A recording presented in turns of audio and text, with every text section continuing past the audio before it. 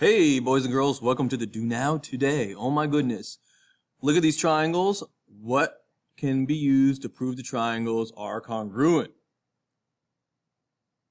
Yeah, that would be angle, angle, side. Angle, angle, side. Angle, angle, side. It's not angle, side, angle because the side is not between the two angles. So it's D. Nice job. All right, let's try another one. Boom. Okay. What does Q equal? Ready, set, go. All right, let's give it a try right here. Okay, so first thing I'm going to do is I'm going to label. This is going to be hypotenuse.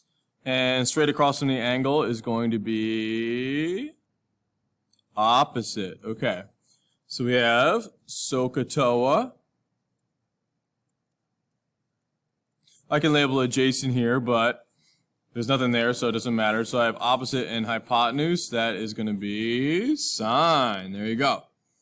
So sine of 57 equals opposite 65 over hypotenuse, which is Q. Remember, solving for Q, so you have to cross multiply. Yeah. 65 times 1 is 65. And this is Q times sine 57. All right, what are we going to do? What's the opposite of multiplying by sine 57? Oh, yeah, dividing by sine 57.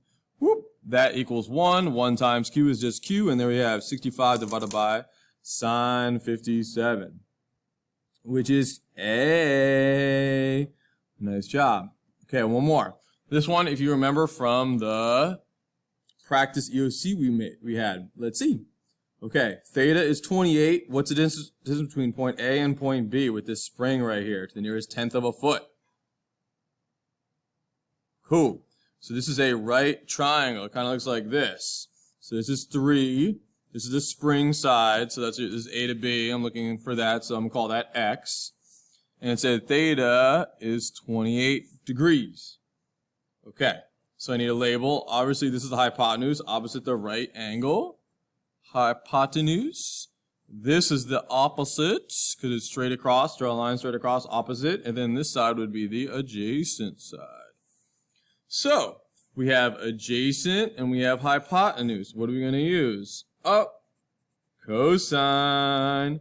Cosine. So, cosine of 28 equals adjacent. You have to do adjacent first, which is 3 over hypotenuse, which is X. Nothing on opposite, so I don't have anything there. Okay, so what do I do now? Oh yeah, cross multiply. 3 times 1 is 3. I don't know why I put S. 3. There we go. And then X cosine 28. Ooh, very similar to this one. What's opposite of multiplying by cosine 28? Oh yeah, dividing by cosine 28. So then you need your calculate 84. Get that out if you don't have it out yet. Check your mode. Check your mode. See my mode? My mode is not where it needs to be. I get back on degree mode. Hello. Click on that and then press enter. So then I got to write 3 divided by cosine 28.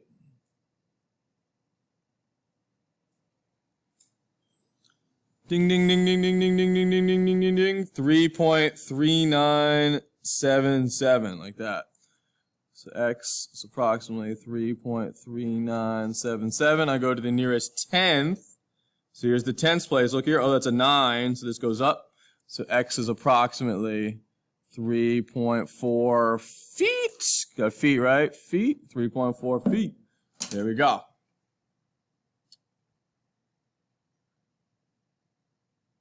Nice work.